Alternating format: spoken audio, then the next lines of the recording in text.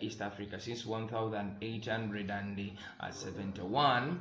So we are going to look at the methods Africans used to fight for their self-rule or for their independence, political independence, social independence, and the economic independence from the colonial masters that had dominated them for a long period of time. So the following are the methods employed by the Africans to attain their independence. One, they formed what we call political parties. Africans were able to formulate different political parties. One, like we have the UPC, Uganda's People's Congress, and you have UNC, and you have DP, Democratic Party, we have KANU.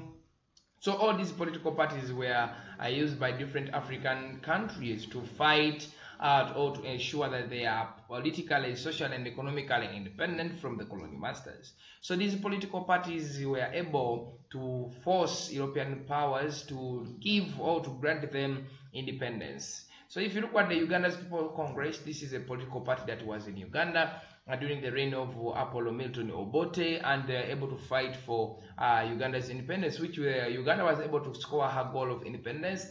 It was in 1962 where it became independent away from the British influence.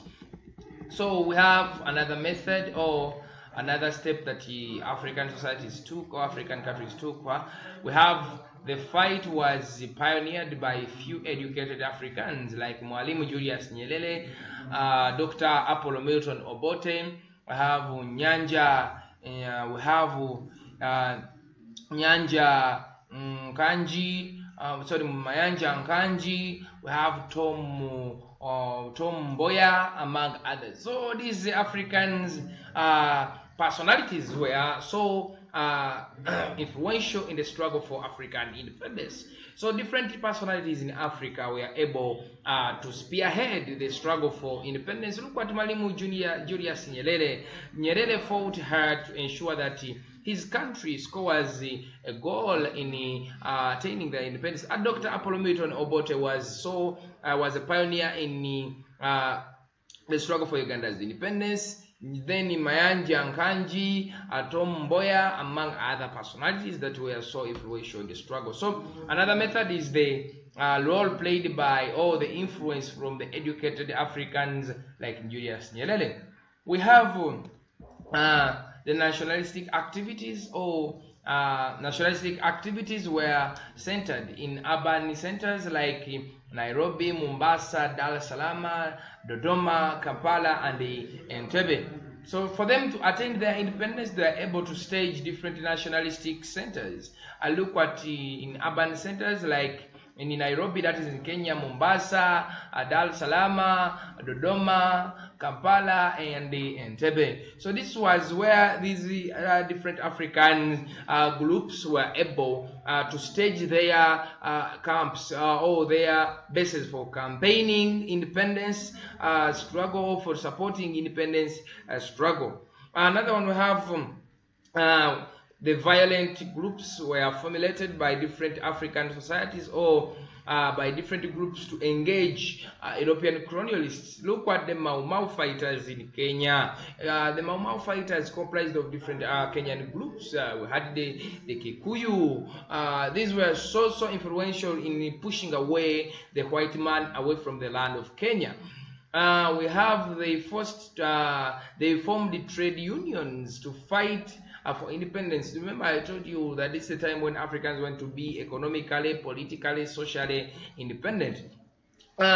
They formed trade unions to fight for independence. For example, the Yanga Kikuyu Association. The Yanga Kikuyu Association was formulated in Kenya to struggle for independence, but this was a trade organization that it comprised of different Kenyan traders, but the young Kenyan traders were able to at least invest in the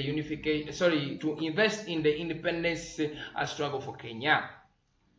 We have the place became a key tool in the nationalization of in the struggle for unification. For the struggle for independence. the place became a key tool of nationalism in East Africa. For example, newspapers like Muno, radio stations, magazines were used to fight for independence. How? They used to write different articles, they used to write different notices trying to remind people of independence. Oh, these notes were actually they are transferred to distant areas through newspapers. So whoever that bought the newspapers used to know that there is need for independence. So people got informed through newspapers. People got informed via radio stations. People got informed through magazines. So whoever that bought the magazines, and the people used to listen to radios, and they got to know that there is need for independence. So they adopted a number of ideologies in their struggle, especially during Cold War politics. So after Cold War politics in Europe, Africans were able to develop different ideologies like nationalism, equality, fraternity, that were generated by the revolutionaries in the French Revolution. So these doctrines did not stop in Europe, but even some other African societies or tribes or countries were able to receive the impact of these revolutionary doctrines, which they later also wanted to apply in their nation. So there was also negotiations as one of the way of promoting African nationalism. So negotiations also characterize African nationalism. For example, in Kenya, Ronix Abiodi constitution reforms, they were also set up to make sure that Kenyans attain their full independence. They used the songs and drama, so Africans used to compose different songs or revolutionary songs or independent demanding songs, and they used to play a different drama, stage drama, which was trying to reflect what they were looking for, what were demanding or what were targeting. So this helped them, or this helped in informing other people about the need for independence. They use what they call protest. They use what we call protest writing through newspapers and the articles. So different articles were written, and the different newspapers were produced, and people got to know of the need for independence. So they demanded in conclusion, they demanded for inclusion in the economy and the politics of their country. They demanded for changes in their politics and the economic sectors, depending to which country and who was the colonial master. Lastly, they refused to provide cheap labor as demanded by the colonial masters. Some of the African countries denied their colonial masters cheap labor, which they were highly demanding from them. This at least paved the way for their struggle for independence.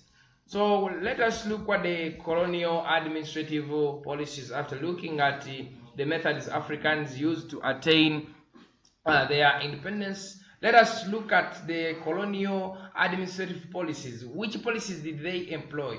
So when we look at different colonial policies, we shall specifically look at the dialect, the indirect rule, and the assimilation policy. So Europeans, after taking over African territories, they looked for different methods to control or to consolidate their rule in Africa, and they applied different policies depending to the response they got from different African groups. So when we come back, we are going to look at colonial administrative policies in East Africa, and one of them we shall look at dialect, indirect, and also the assimilation policy. I beg to submit.